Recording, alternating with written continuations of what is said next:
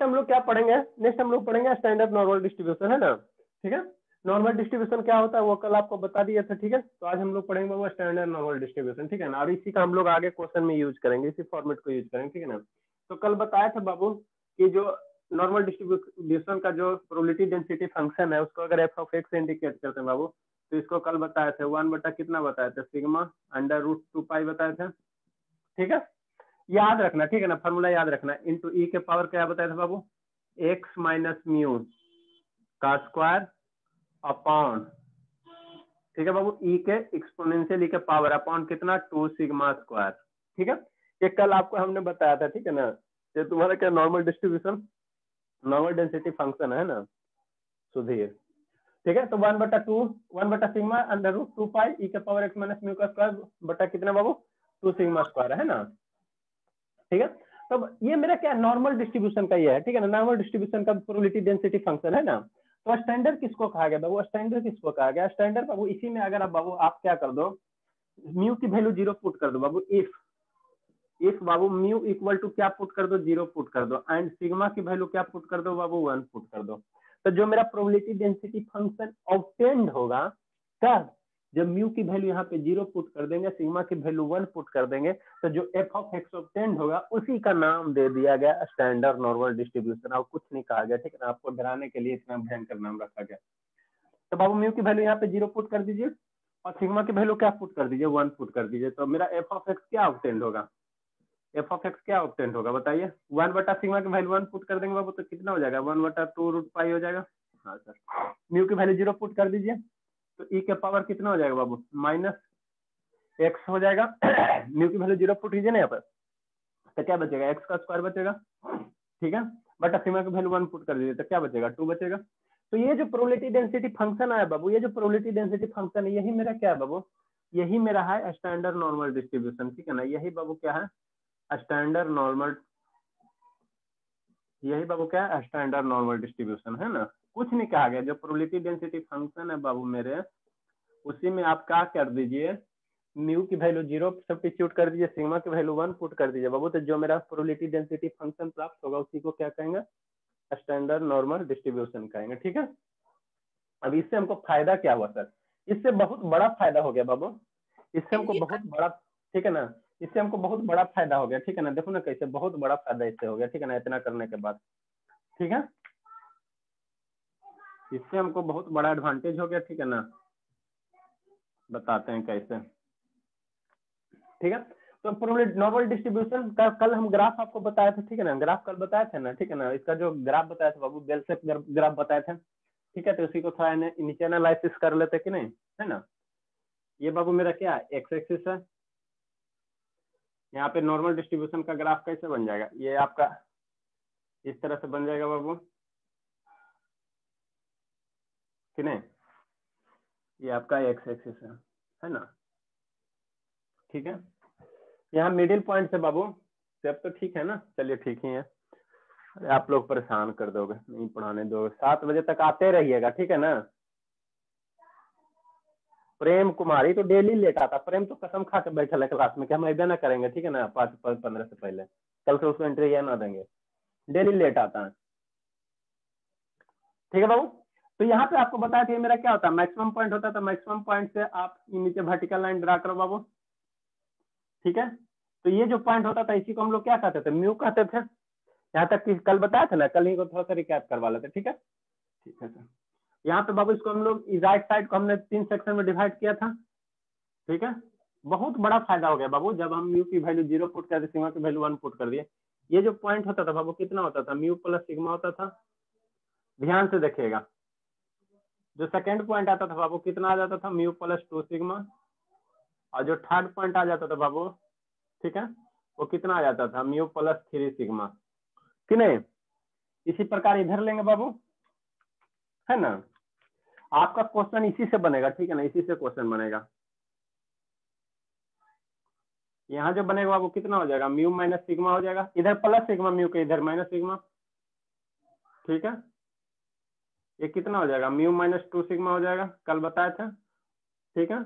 और इसमें रीजन भी कल डिफाइन किया था बाबू, R1 रीजन R2 रीजन, ठीक है, रहने दो, इंतजार करते रहो ना, आगे एडमिट करेंगे, म्यू माइनस 3 सिग्मा, ठीक है।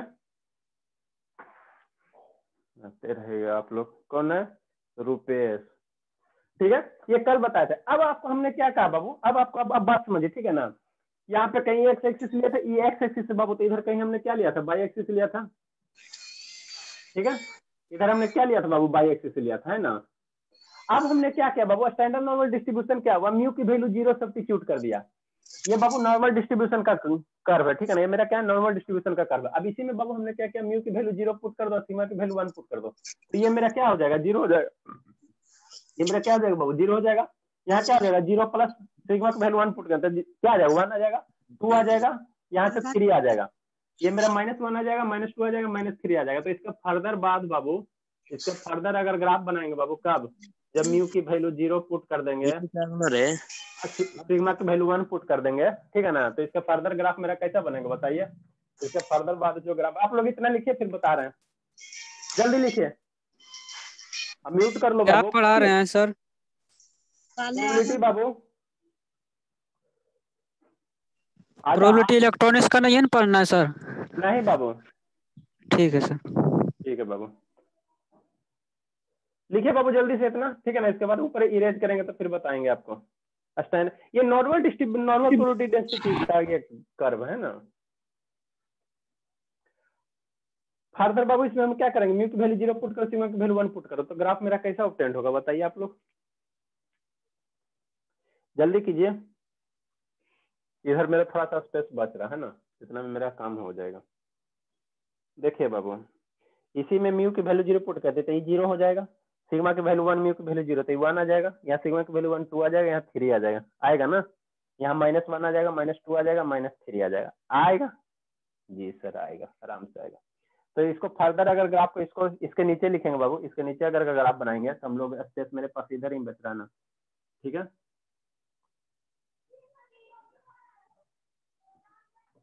इसके फर्दर अगर ग्राफ बनाते बाबू, नहीं बन पाएगा जी। लिखिए आप लोग जल्दी से लिखिए, तो पूरा बड़ा बनाएंगे तो एनालिसिस करने में आसान होगा। जल्दी लिखो बाबू।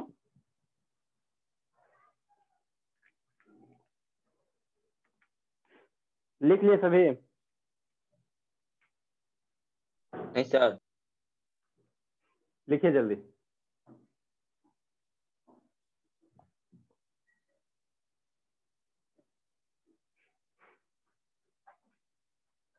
चलिए, बच्चा थोड़ी है आप लोग की, 1 घंटा लिखिए। सर अभी ग्राफ नहीं बनाए हैं सर। बनाओ जल्दी बाबू, बनाओ बनाओ जल्दी बनाओ।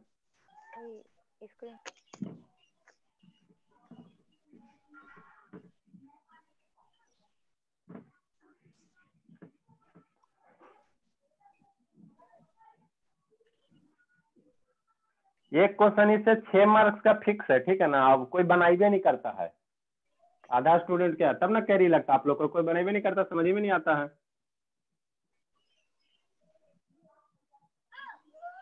आप लोग सही से पढ़िए, जरूर समझ में आएगा बाबू। इसी में हम लोग म्यू की वैल्यू 0 पुट करते हैं, तो ग्राफ मेरा कुछ कैसा बनेगा बताइए आप लोग। ये आपका एक्सिस हो गया, ये घंटी हो गया, बाबा के मंदिर का घंटी हो गया बाबू, कि नहीं। सर घंटी बनाना सब में जरूरी रहेगा, क्वेश्चन में भी। बिना घंटी बनाए आप कैसे एनालिसिस कर पाइएगा, ठीक है ना। घंटी बनाना ही पड़ेगा, घंटी बनाने में है क्या, घंटा लाइए बना दीजिए, ठीक है बाबू। अब यहाँ पे म्यू की वैल्यू 0 पुट कर दीजिए, तो ये मेरा क्या मैक्सिमम पॉइंट है, कल बताया था। तो यहाँ क्या हो जाएगा बाबू, 0 हो जाएगा।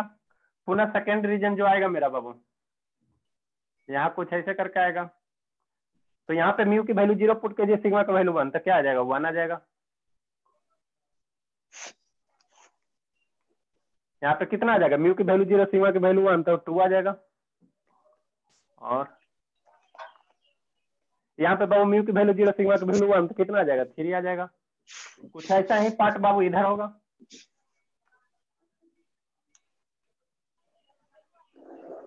म्यू की वैल्यू 0 और सिग्मा की वैल्यू 1, तक कितना जाएगा, -1 जाएगा। उसी प्रकार बाबू म्यू की वैल्यू 0, सिग्मा की वैल्यू 2 पुट करोगे तो -2 आ जाएगा इधर, और यहाँ पे आपका कितना चल जाएगा, -3 चल जाएगा। यहाँ तक किसी को दिक्कत, ठीक है। तो ये ग्राफ किसका, ये ग्राफ किसका, ये ग्राफ मेरा स्टैंडर्ड नॉर्मल डिस्ट्रीब्यूशन का, ठीक है ना। तो ये क्या है, जीरो है ना, तो ये ओरिजिन है बाबू, ओरिजिन है, ओरिजिन। अब देखो ना मेरा कैसा, पहले मेरा एक्स एक्सिस यहाँ था, वाई एक्सिस यहाँ था, ठीक है ना।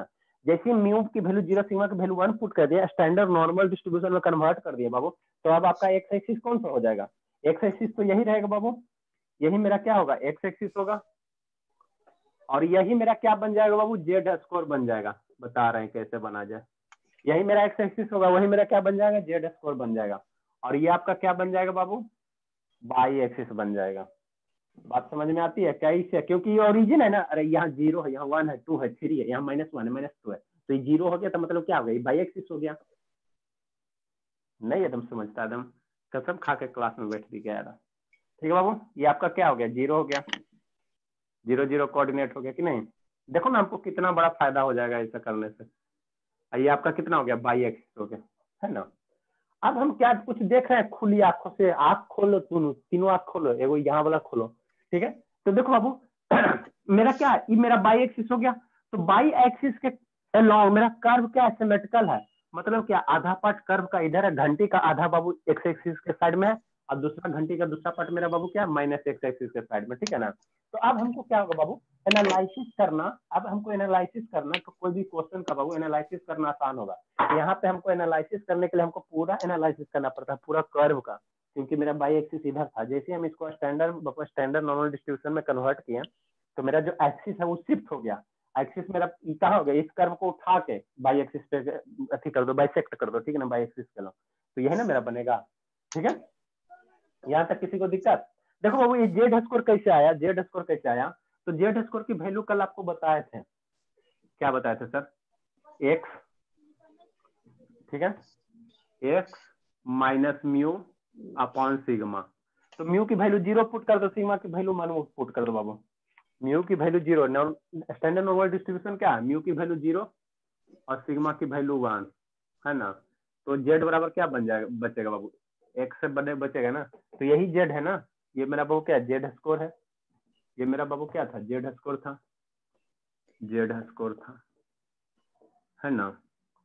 ये मेरा बाबू क्या हो गया, जेड स्कोर हो गया। तो जेड स्कोर बराबर कितना हो गया, एक्स एक्सिस, तो अब एक्स एक्सिस मेरा क्या देगा, जेड स्कोर देगा। यहाँ तक बात सभी को समझ में आई। चलिए अब एनालिसिस कीजिए। सर जेड स्कोर वाला एक बार फिर से बताइएगा। अरे जेड स्कोर कुछ नहीं है बाबू, ठीक है ना, कुछ नहीं है, ठीक है ना। जो नॉर्मल प्रोबेबिलिटी डेंसिटी फंक्शन है बाबू, तो उसमें एक टर्म नया डिफाइन कर दिया, ठीक है ना। जैसे ये एक्स एक्सिस है ना बाबू, तो अपना एक्सिस को डिफाइन कर दिया, ठीक है ना, एक अपना जेड एक्सिस को डिफाइन कर दिया, उसी का नाम दे दिया जेड स्कोर, ठीक है ना। कैसे किया, तो जो नॉर्मल डिस्ट्रीब्यूशन फंक्शन, जो नॉर्मल डेंसिटी फंक्शन का जो बाबू फंक्शन का जो ये क्या इक्वेशन है, ठीक है ना, उसी में x minus mu upon sigma को जेड स्कोर मान लिया गया, ठीक है ना। अब देखिए कल बताया था बाबू, ये जो मेरा रीजन होता है इतना, इसको R1 रीजन कल डिफाइन किया था, ये दोनों भी रीजन R2 रीजन, और ये तीनों को मिला के R3 रीजन के डिफाइन किया। तो वैसे यहाँ भी डिफाइन करें बाबू, तो ये जो R1 रीजन होगा यहाँ से यहाँ तक के 1 से -1, ये बाबू 1 से -1 तक के, है ना, ठीक है। इसको R1 रीजन कहेंगे बाबू, जैसे यहाँ किए थे वैसे यहाँ भी करेंगे। तो इस रीजन में मेरा एरिया कितना % कवर होगा, जितना इसमें होता था, खाली हमने कर्व को ना शिफ्ट किया, अपना खेत को उठाओ अब मोहन के खेत के बगल में लेके जाओ, ठीक है ना, और कुछ चेंज ना करो लेंथ ब्रेथ, ठीक है ना, तो उसका एरिया थोड़ी चेंज करेगा, ठीक है। तो इसको हमने सिर्फ उठा के यहाँ लाया, ठीक है ना। तो एरिया इसका पहले जितना था R1 रीजन का अब भी उतना ही रहेगा। तो अब इसका एरिया कितना होगा बाबू, 68%। बात समझ में आती है, ठीक है।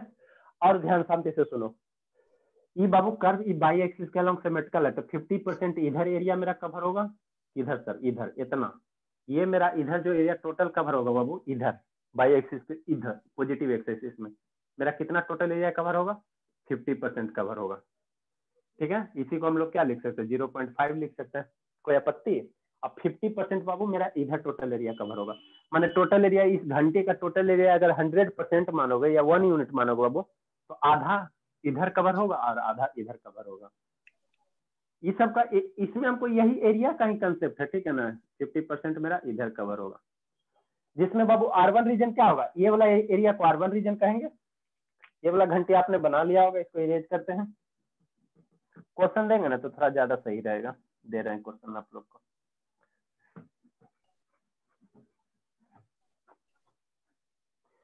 खाली आप ये इस घंटी का शेप याद रखिए और कितना एरिया मेरा कवर होता है वो याद रखिए, है ना, बस मेरा क्वेश्चन बन जाएगा। सेकंड मेरा बाबू कितना एरिया कवर होगा बताओ, कल बताए थे। सेकंड मेरा 95 95 95 कहाँ से कहाँ तक? 95 -2 से 2 2 के से बीच 2 में, है ना, -2 से 2 के बीच में। तो अगर -2 से 2 में बाबू 95% हो रहा है तो कहेगा 0 से 2 में कितना होगा, तो उसका आधा कर देंगे। जैसे ये पूरा 68% अगर है ये वाला 47 ये 34 होगा, ये 34 होगा, है ना। उसी तरह बाबू 0 से 2 कहेगा तो ये 95 कैसे होगा सर? बाबू ये कल डिफाइन किया गया था, ठीक है ना, कल नहीं आ पाया था क्या? ऐसे नहीं कीजिएगा बाबू, तब हम क्या करें, आप लोग अपना अपना लाइफ के प्रति सचेत नहीं हो तो हम क्या कर सकते हैं बताइए। आप लोग एक दिन आते हो एक दिन नहीं आते हो तो कोई क्या कर सकता है। ये 95% बाबू 3 -3 से 3 के बीच में कितना मेरा कवर होता है एरिया? 99 सर। 99% है ना, ये आपका हो जाएगा 99%, ये -3 से 3 के बीच में। अब इसी में पूछेगा बाबू, इसी में देखो क्वेश्चन दे रहा है, तो -3 से 3 के बीच में 99% है ना, तो 0 से 3 के बीच में कितना, तो 99 का आधा। -2 से 2 के बीच में, हाँ जो भी आ जाए -2 से 2 के बीच में 95%, तो 0 से 2 के बीच में कितना, 95/2%। -1 से 1 के बीच में 68%, तो 0 से 1 के बीच में कितना, 34%। इतना आप लोग लिखिए, अब फिर इस पे आप क्वेश्चन करवाते हैं, आपको ज्यादा विजुलाइज होगा।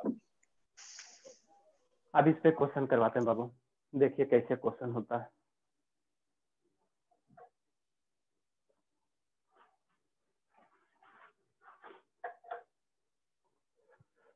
कहाँ क्वेश्चन करवाएं, ये घंटे ये सब पर रहना बहुत जरूरी है बाबू, ये रेज होगा तो फिर हमको बनाना पड़ेगा।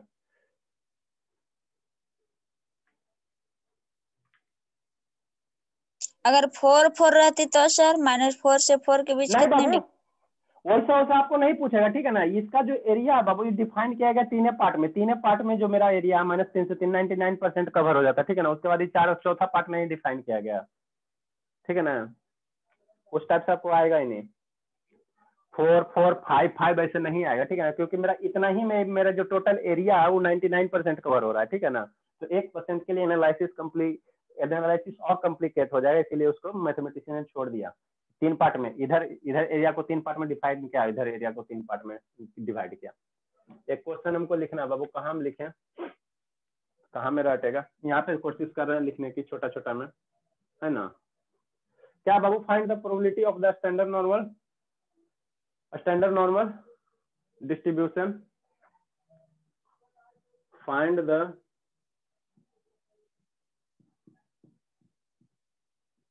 probability of a standard बाबू standard normal distribution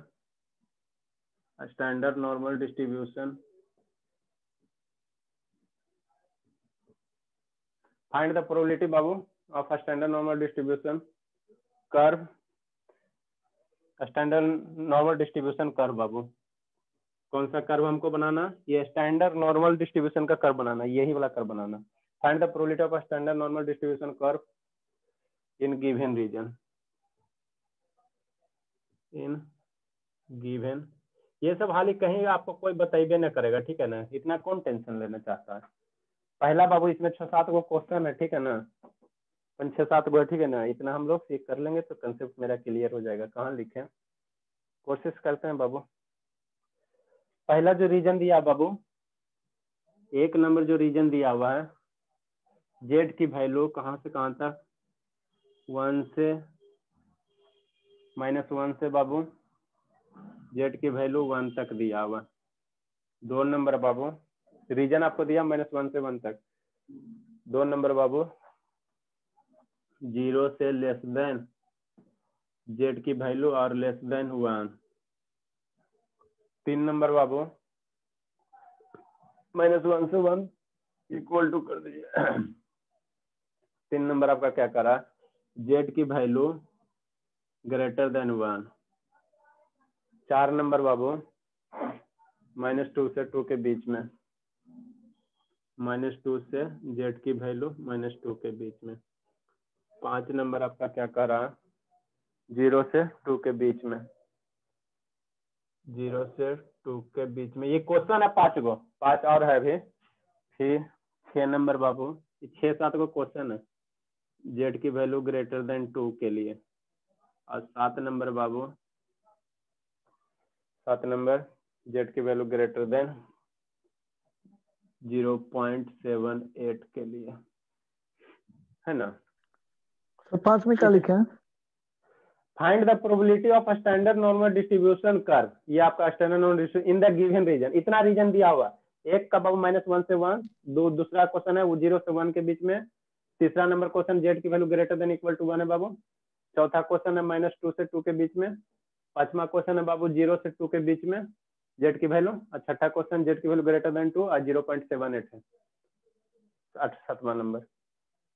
अब इसको आप लोग को बनाना है ना, देखिए समझिए पहले कंसेप्ट ग्रेटर और इक्वल भी है ना सर? क्या बाबू? इक्वल का भी चिन्ह दिए है ना सर? हाँ हाँ, इक्वल टू भी है, हम लोग 0.12 को इंक्लूड करते हुए लेंगे, है ना। चलिए, ये सब रीजन का हमको प्रोबेबिलिटी निकालना है बाबू। क्या निकालना? प्रोबेबिलिटी निकालना है ये सब रीजन का, ठीक है। लिखिए पहले, आप लोग सही से लिखिए, आराम से, फिर से, कोई दिक्कत ना है। ये सब नहीं हाल कहीं कोई पढ़ाता बाबू, कौन इतना टेंशन लेने जाता है। क्वेश्चन ये ऐसे 6 मार्क्स का क्वेश्चन फिक्स है, ठीक है ना। थोड़ा आप लोग प्रीवियस ईयर वाला बनाइएगा। हो गया सभी, लिख लिए हैं? बताएं आगे। हो गया सभी का बाबू? चलिए, नहीं बोल रहा मतलब, चलिए नहीं बोल रहे मतलब हो गया। देखिए आपको क्या कह रहा, छोटा छोटा लिखेंगे हम लोग, है ना। हो गया सर। चलिए अच्छी बात है। पहला नंबर बाबू छोटा छोटा लिखेंगे, है ना। पहला क्या करा बाबू, find the probability of standard normal distribution. तो जब भी स्टैंडर्ड का आएगा बाबू, तो पहले आपको स्टैंडर्ड वाला कर्व बनाना है, नॉर्मल वाला नहीं कर्व बनाओगे। नॉर्मल वाला कर्व बनाओगे फंस जाओगे, ठीक है ना। जो स्टैंडर्ड कर रहा है वो स्टैंडर्ड वाला, तो यही जो मेरा कर्व बाबू, ये क्या स्टैंडर्ड कर्व है, ठीक है ना। स्टैंडर्ड नॉर्मल डिस्ट्रीब्यूशन का कर्व है, ठीक है। ठीक है बाबू, डिस्ट्रीब्यूशन कर्व का इन द गिवन रीजन। हमको प्रोबेबिलिटी निकालना बाबू, जब जेड की वैल्यू, ये जेड मेरा क्या है, जैसे यहाँ एक्स एक्सिस है बाबू, तो ये जेड मेरा क्या इंडिकेट करा है, जेड स्कोर की। तो यही ना मेरा जो एक्सिस है, यही ना मेरा जेड स्कोर एक्सिस है बाबू, ठीक है। तो पहला क्या करा, -1 से 1 के बीच में, तो यहाँ पे ये कोऑर्डिनेट कितना 1 है ना। और यहाँ पे ये कोऑर्डिनेट कितना बाबू -1 है, ठीक है ना। ये 2 है तो ये -2 है। तो कह रहा है जेड की वैल्यू -1 के बीच में, ठीक है ना। जो रीजन है, क्या कह रहा बाबू, ये रीजन कह रहा, तो जेड की वैल्यू -1 के बीच में जो रीजन है, तो यही रीजन है ना। इसकी प्रोबेबिलिटी निकालिए। तो ये कितना % रीजन है, हमको ये तो पता है, Z1 की वैल्यू बाबू कितना 68% है। तो प्रोबेबिलिटी कितना होगा, जो 100 क्या होगा 68/100। ये जो R1 रीजन है बाबू, यही ना मेरा Z1 डिफाइन है, यही ना मेरा Z डिफाइन है। तो पहला का क्या हो जाएगा बाबू, प्रोबेबिलिटी इसका कितना हो जाएगा 0.68 हो जाएगा। आपको परसेंटेज अगर पता है तो प्रोबेबिलिटी क्या निकालोगे, 68/100 कर दोगे। तो फर्स्ट का बाबू जो प्रोबेबिलिटी होगा कब, जब -1 से जेड की वैल्यू बाबू 1 होगा, तो इसकी जो प्रोबेबिलिटी कितना होगा, इस रीजन में मेरा कितना एरिया कवर होता है, 68% होता। तो 68/100 बराबर कितना हो जाएगा, कुछ करना था, जितना आप लोग को पढ़ा दिए, कुछ नहीं करना था, 0.68 हो जाएगा। बात समझ में आई? हाँ सर, आया सर। सर इसको हम निकालना चाहे तो कैसे निकालेंगे? नहीं बाबू, आप नहीं निकाल सकते, ठीक है ना। वो ऐसा आपको क्वेश्चन देगा नहीं, वो फिर इंटीग्रेशन से निकालना पड़ेगा, ठीक है ना। जो प्रोबेबिलिटी डेंसिटी फंक्शन है बाबू, वहाँ पे वैल्यू आप पुट कीजिएगा f(x) बराबर, ठीक है ना। कहाँ से, -1 से 1 के लिमिट के बीच में कीजिएगा, वहाँ इंटीग्रेट कीजिएगा, ठीक है ना। तो वही सब ना मैथमेटिशियन ने निकाल के ये सब आपको दे दिया बाबू, ठीक है ना। ऑब्जेक्टिव आपका इस टाइप में ऐसे बनेगा, ठीक है ना। आपको नहीं निकालने का है, ठीक है। हर एक चीज का लेवल होता है ना बाबू। ज्यादा शौक है तो ये जो फार्मूला है इसमें सब्स्टिट्यूट कीजिए। f(x) बराबर क्या होगा, ये तो आप लोग पहले ही डरिएगा इसमें सब्स्टिट्यूट करने से। 1/2 सिग्मा पाई x e के पावर x माइनस म्यू के स्क्वायर अपॉन 2 सिग्मा स्क्वायर, है ना। सब्स्टिट्यूट कीजिए, आंसर लूटिए, ठीक है ना। यहाँ पे आपको म्यू की वैल्यू पुट करना पड़ेगा, सिग्मा की वैल्यू सब्स्टिट्यूट करना पड़ेगा।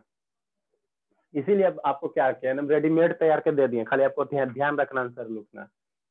दूसरा क्या कराओ, जेड की वैल्यू 0 से 1 के बीच में, तो जेड की वैल्यू 0 से 1 कौन सा रीजन, यही वाला रीजन ना, यही वाला सिर्फ रीजन है बाबू, 0 से 1 के बीच में।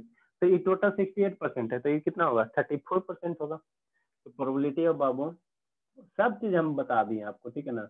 जेड की वैल्यू 0 से 1 के बीच में कितना होगा 34/100, 0.34 हो जाएगा कि नहीं? ठीक है, बात समझ में आती है? लिखिए आप लोग, थोड़ा सा इरेज करते हैं, इधर लिखते हैं। फिर कुछ करना थोड़ी है, फोटो देखना है, बाबा का घंटी याद रखना है, अब बना देना है। खाली एरिया याद रखे कि बाबा के घंटी में इतना इतना परसेंट कवर हो रहा है, R2 रीजन में इतना परसेंट, R3 रीजन में इतना परसेंट। चलिए अच्छी बात है। हम लोग थर्ड नंबर देखते हैं बाबू, है ना? थर्ड नंबर क्या था? जेड की वैल्यू ग्रेटर देन 1 करा कि तो प्रोबेबिलिटी क्या निकालना बाबू? जेड की value greater than equal to 1 के लिए। अब 1 से बड़ा के लिए तब सोचिए, थोड़ा सा यहाँ से हम लोग ये सब थोड़ा मेटा इरेज कर देते तो ठीक है ना, ताकि आपको थोड़ा साफ सुथरा इमेज दिखे। ये तो याद हो ना एरिया मेरा। हाँ बाबू बोलिए। 1 से 3 सर। जेड की वैल्यू ग्रेटर देन 1 है ना? क्या आप बोलना चाहते हैं, बोलिए। सर 1 से बड़ा सर ना सर। तो 1 से 3 तक न लेंगे सर इसमें? किसमें बाबू? यही जो थर्ड बता रहे हैं उसमें 1 से 3 तक थर्ड ना बता आएगा? रहे हैं, थर्ड बता रहे हैं ना, टेंशन क्यों ले रहे हैं? जितना बता रहे, जितना बता उतना सीखे ना, वो आगे बताएंगे ना। अभी कौन आया? काजल आइए, आंख में का सुरमा लगाइए। ठीक है, अब देखिए थर्ड नंबर क्या है? जेड की वैल्यू ग्रेटर देन 1 के लिए, तो जेड का वैल्यू ग्रेटर देन 1 के लिए मेरा रीजन आपको सोचना है, मेरा रीजन सोचना। तो जेड की वैल्यू रीजन कौन सा रीजन? ये टोटल रीजन, ये टोटल यहाँ से यहाँ तक जहाँ जाएगा सभी रीजन बाबू। ठीक है ना? ये प्रोबेबिलिटी कह रहा था, ये एरिया हम लोग ये प्रोबेबिलिटी निकालने का रहा, तो क्या निकालेंगे? इसका प्रोबेबिलिटी हम लोग डिफाइन नहीं कर सकते, तो एरिया निकालेंगे। तो जेड की वैल्यू ग्रेटर देन 1 के लिए मेरा कौन सा होगा? आप लोग क्या करना, हर एक क्वेश्चन में ग्राफ बनाओगे ना तो ज्यादा अच्छा लगेगा, समझ में ज्यादा से आएगा। ठीक है ना? हम तो एक ही में बना रहे हैं, जैसे इसमें बना देना, इसमें ग्राफ बनाना, फिर इतना रीजन डिफाइन करना, इसमें ग्राफ बनाना, फिर क्या करना, इतना रीजन को डिफाइन करना 0 से 1 के बीच में। इतना तो आप लोग करोगे ना करोगे तो झक्को। ठीक है, सेपरेट सेपरेट ग्राफ बनाओगे तो ज्यादा समझ में आएगा आपको, रिवीजन करोगे अच्छा लगेगा। ठीक है ना? जेड की वैल्यू ग्रेटर देन 1 के लिए मेरा कौन सा रीजन कवर होगा? ये टोटल रीजन इधर वाला। मेरे पास तो इरेज करने की फैसिलिटी है ना, आपके पास थोड़ी है।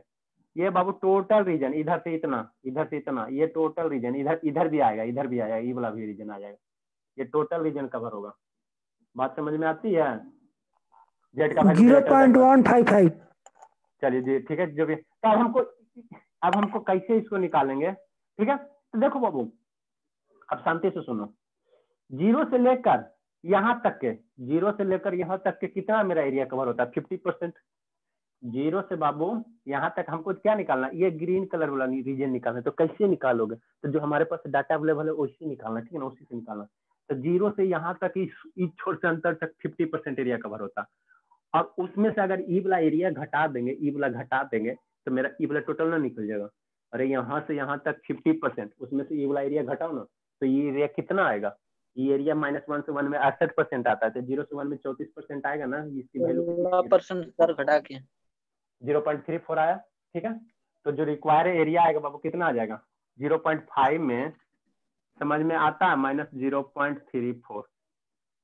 ठीक है, इसको घटाओ तो कितना आ जाएगा बताओ आप लोग? 0.1 आया समझ में? नहीं आएगा तो पूछिए। जी सर समझ में आ गया। चलिए ठीक है, 6-7 क्वेश्चन है बाबू, आशा करते इसमें समझ में आएगा। आगे हम लोग 4th नंबर देखते हैं बाबू। क्या करा है? रीजन ये दिया तो इसकी प्रोबेबिलिटी निकालनी है। प्रोबेबिलिटी -2 से जेड की वैल्यू 2 तक, है ना?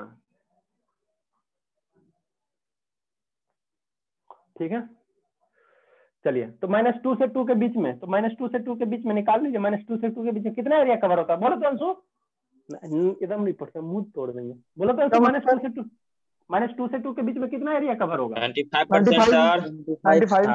95, तो वही रीजन का जो एरिया होगा। हाँ बाबू, जो रीजन होगा वही आपका हो जाएगा। 95/100, 95% एरिया कवर होगा। ठीक कर देंगे, हो गया। हाँ 95% मेरा एरिया कवर होता है। प्रोबेबिलिटी क्या? Total value upon total number of, ये सैंपल स्पेस कर दीजिए तो 0.95 हो जाएगा। चलिए हो गया। 4th नंबर 5th नंबर देखते हैं बाबू।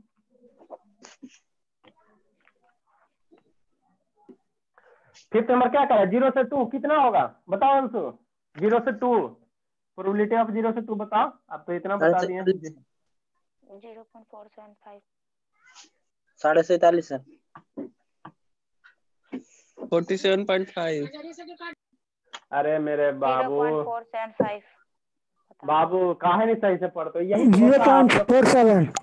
हाँ, ओवर कॉन्फिडेंस में मर जाओ, जहर खा के मर जाओ ओवर कॉन्फिडेंस में। हम क्या कर रहे हैं 0 से 2 के बीच में, ठीक है ना, -2 से हाँ 2। उतना का बनाए हैं हाँ सर। सर, 0 का ही बता रहे हैं, 0 से 2 का बीच है 47.5 47.5। चलिए 47.5 ठीक है, अच्छी बात है, ठीक है, बढ़िया बात है। तो इसकी जो वैल्यू आ जाएगी बाबू, आप यहाँ 95/2 कर देना, इसका आंसर आ जाएगा। तो 0.4773 करके आ जाएगा। 5 आता है, चलिए ठीक है, 5 यस ले सर, लीजिए। 5 आता है सर, ठीक है 7 भी बाबू, नहीं होगा। अच्छा ठीक है।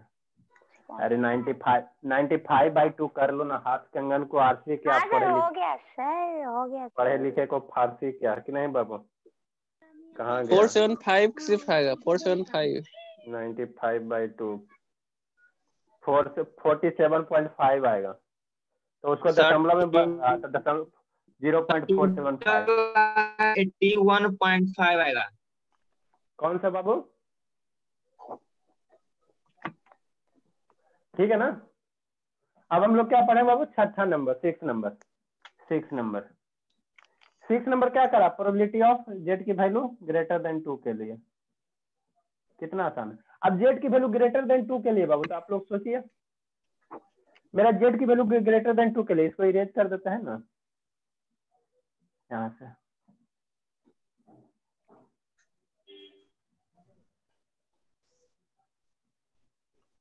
यही मेरा बेल शेप कर्व है कि नहीं? सर 0.025। चलिए अब देखिए बाबू, जेड की वैल्यू ग्रेटर देन 2 के लिए, तो 2 पॉइंट इधर है। अब 2 पॉइंट इधर है बाबू, तो इधर से मेरा क्या होगा?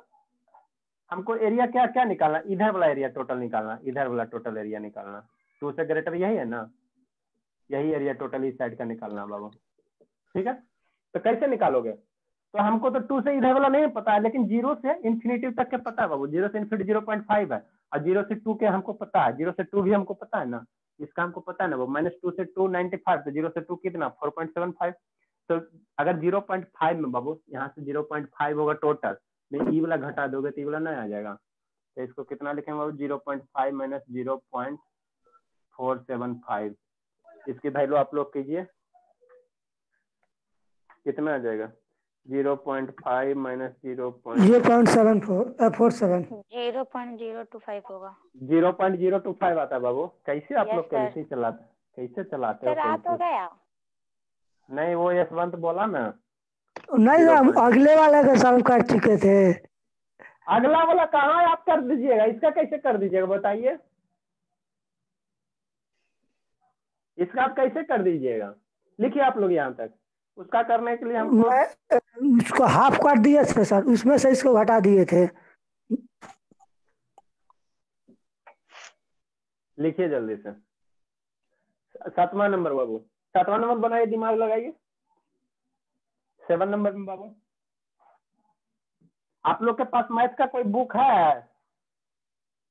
आप क्या लोग के सर? पास? झुनझुन प्रकाशन का है। अच्छा ठीक है, जून वाला। चलिए सभी के पास है। हाँ हो जाएगा? नो हाँ, सर। नहीं है। हाँ सर। है सर। चलिए ओपन कीजिए, तो सबसे लास्ट पेज ओपन कीजिए झुनझुन वाला में, सबसे लास्ट पेज बाबू। जून का कुछ नहीं है। सर मोबाइल में है सर। सर ऑन किया है, बोलिए। सबसे लास्ट पेज में उसमें एक अथी ग्राफ अथी डाटा देल होगा, ठीक है ना। 0 जो 7वां नंबर है बाबू, वो डाटा से ही बनेगा, ठीक है ना। अपेंडिक्स करके सबसे लास्ट में बाबू झुनझुन वाला में एक डाटा देल है, ठीक है ना। सबसे लास्ट में दम सीमा पार से लास्ट पेज में एक डाटा देल होगा। यस सर, दिया है। दिया है ना। लिखिए, इतना समझाते हैं उस टेबल का मतलब समझाते हैं। जिसके पास नहीं वो क्या कीजिएगा? हाँ सर, अच्छा, वही तो सोच रहे हैं। फोटो डाल दे सर। कहाँ है सर? हाँ भाई, डाल दो। बोलिए ना, वीडियो करने के लिए हम सभी लिख लेंगे। क्या बाबू? वीडियो पीछे से करने फोटो के लिए हम डाल दे सभी। Sir, photo. चलिए कोई दिक्कत नहीं, हम खुद कर रहे हैं ना, आप लोग उतना परेशान मत होइए, ठीक है ना। आप लोग पहले लिखिए तो सही है, दिखा रहे हैं आप लोग को, हम इमेज खींचे ही नहीं। लिख लिए ना? वीडियो स्टॉप कर रहे हैं बाबू, बंद नहीं करेंगे, आप लोग भागिएगा नहीं, पहले आप लोग लिख लिए यहाँ तक। Yes sir. चलिए ठीक है, वीडियो अभी बंद कर रहे हैं। ओके। भागिएगा नहीं, ठीक है ना, भागिएगा नहीं, आप लोग शैतान हो। भाग जाइएगा तो हमको क्या लीजिएगा, भाग जाइए। ये हमको पहले इमेज खींचना पड़ेगा ना, तब ना हम आपको। हाँ सर। हाँ ठीक है, इमेज खींच के बताते हैं। मल्टीटास्किंग तक जमाना है। चलिए देखिए बाबू, शेयर स्क्रीन करते हैं, दिखाने की कोशिश करते हैं। शेयर स्क्रीन भी करेंगे तो बिना माउस के चलेगा नहीं काम आप लोग का।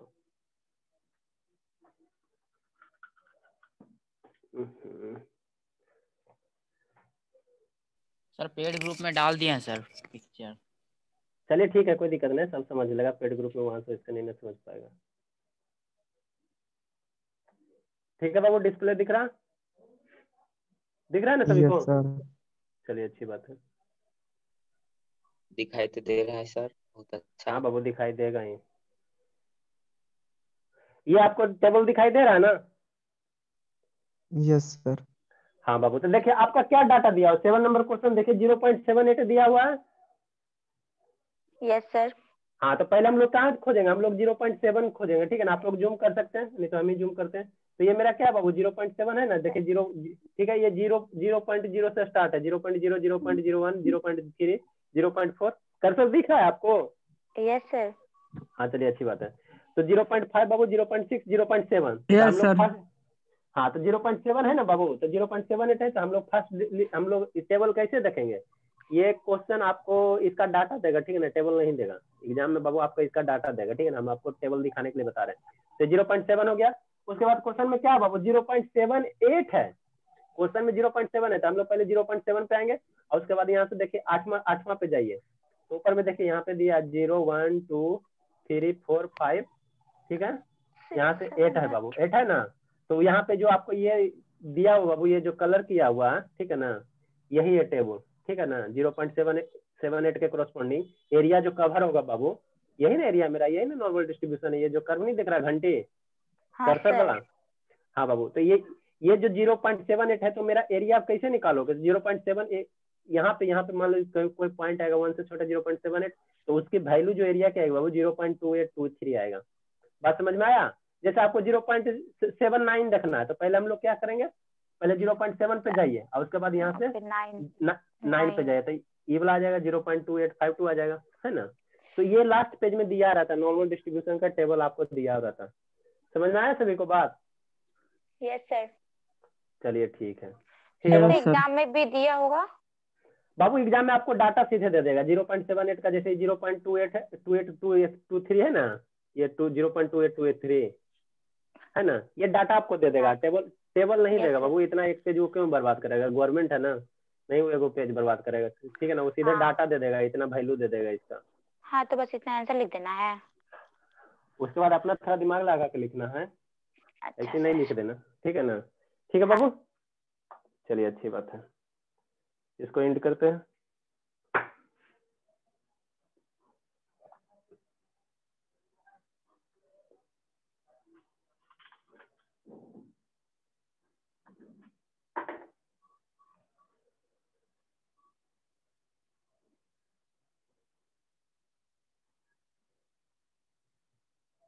चलिए हम लोग आ गए अपने लेवल पे,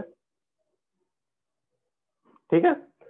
तो डाटा आपको दिखा दिए कैसे टेबल दिखना है, ठीक है ना। अब हम लोग इसको सोल्व करते हैं। कितना आंसर था? 0.2823 था ना, वो यहीं से टेबल देखिएगा, ठीक है। सुनाई दे रहा है अंशु? इसको तो ऊपर ही पार हो जाता है। अंशु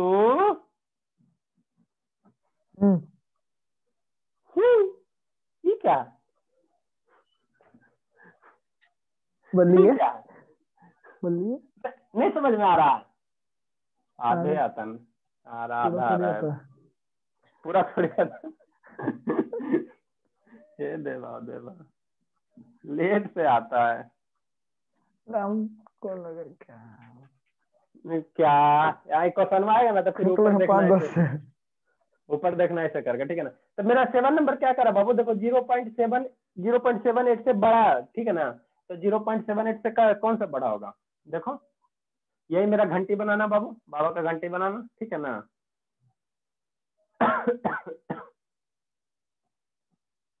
और टेबल में आपको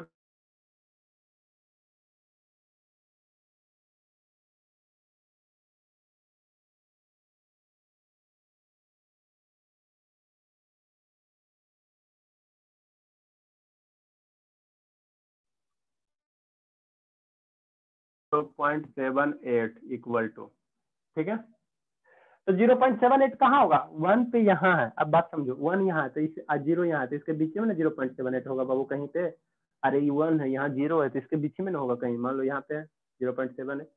तो यहाँ से अगर एक वर्टिकल लाइन ड्रा करोगे बाबू, वर्टिकल लाइन अगर ड्रा करोगे तो 0.78 आ गया।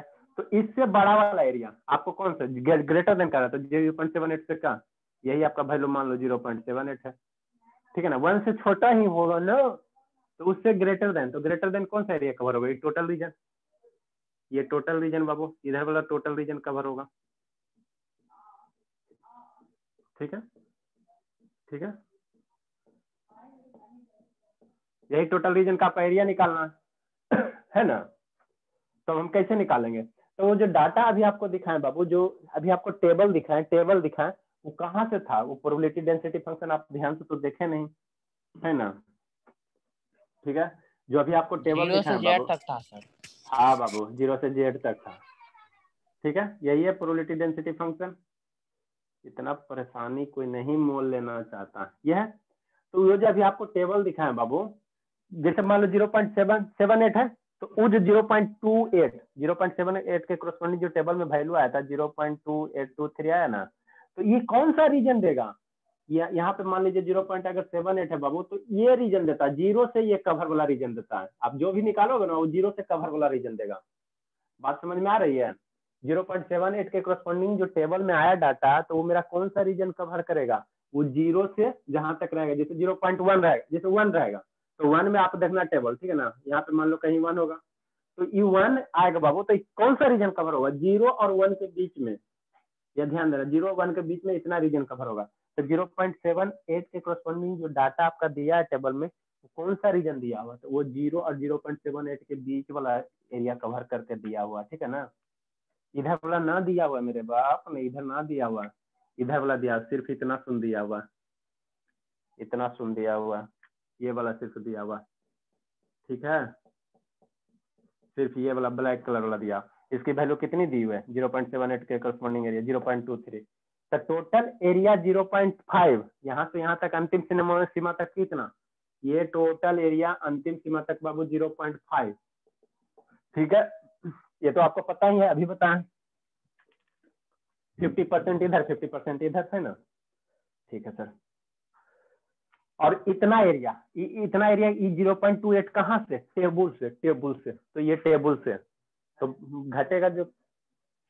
जो बचेगा जो बाबू मेरा क्या आ जाएगा, जेड की वैल्यू 0.27, ये वाला एरिया नहीं निकल जाए, टोटल 0.5, ये एरिया निकलेगा आपको। हमारे पास जो स्टैंडर्ड डाटा है -1 से 1 के बीच में, -2 से 2 के बीच में, 1 से 2 के बीच में, ठीक है ना। ये इतना ही मेरे पास तीन है ना, पहला मेरा कितना 68% है, दूसरा -2 से 2 के बीच में 95% है, -3 के बीच में 99% है। इसके सिवा हमारे पास अब कोई डाटा नहीं है। तो बीच वाला करेगा 0.5 करेगा, 0.1 करेगा, तो कैसे निकालेगा, तो टेबल से निकालना, ठीक है। तो इसकी वैल्यू कितनी हो जाएगी, 0.5 माइनस इसकी वैल्यू निकालो तो टेबल से बाबू, ये आपको दिया हो रहा है 0.2823, इसकी वैल्यू घटा के आप लोग करो। समझ में आया सभी को जी, 0.2177, यस सर, कितना आया, 0.2177, आया सभी को समझ में। तो यही प्रोबेबिलिटी डेंसिटी फंक्शन है बाबू, जो आपको कहीं कोई हाल ही पढ़ाता नहीं है।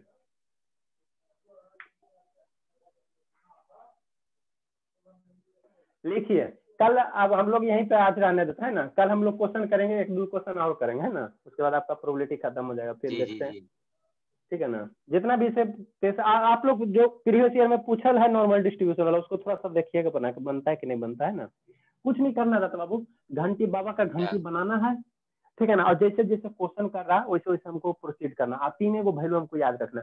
-1 से 1 के बीच में 68%, -2 से 2 के बीच में 95%, -3 से 3 के बीच में 99%। इसके सिवा कोई बीच वाला वैल्यू देगा ना, तो कोई बीच वाला वैल्यू देगा तो आपको साइड में वैल्यू दे दिया जाएगा, ठीक है ना, दे दिया जाएगा। टेबल तो देगा नहीं, गवर्नमेंट आपका अच्छी है, ठीक है ना, तो वो पेज का टेबल वो बर्बाद करेगा ना। ऐसा ऐसा मानते तुमको एक पेज पे देगा तो बहुत लेके student जाएंगे है। सर, लेके जा सकते हैं ना? नहीं तो बुक अलाउ नहीं ना है। तो पेज लेके जा सकते, एक तो पेज में कहीं टेबल नहीं लेके जाएंगे? छोटू, नहीं बाबू, उसके लिए आपको उतना नहीं, वो अलाउ नहीं है, तो फिर वो आपको देगा, डाटा देगा, इसकी वैल्यू 0.78 के करस्पॉन्डिंग आपको दे देगा लिख के बगल में, ठीक है ना, उसको यूज करना। ठीक है बाबू, लिखिए, एंड करते हैं, है ना। कल इससे रिलेटेड 2-3 क्वेश्चन और करवाएंगे। इतना पढ़िए जितना हम पहले बताएं, इसको एकदम कंठस्थ याद रखें, ठीक है ना, तब क्वेश्चन बनाने में मजा आएगा। कल हम लोग देखेंगे बाबू कुछ और स्पेशल टाइप का क्वेश्चन। यहाँ 6 बजे से पे क्लास होगा सर? नहीं बाबू, 6 बजे से क्लास नहीं होगा। यहाँ पे बाबू हम लोग क्या करेंगे, जेड की वैल्यू चेंज करके एक्स की वैल्यू दिया रहेगा, तो हम लोग कैसे निकालेंगे, है ना। ये मेरा जेड स्कोर है ना, अब एक्स की वैल्यू दिया रहेगा, तो नेक्स्ट क्लास में हम लोग करेंगे, उसको डिफाइन करेंगे।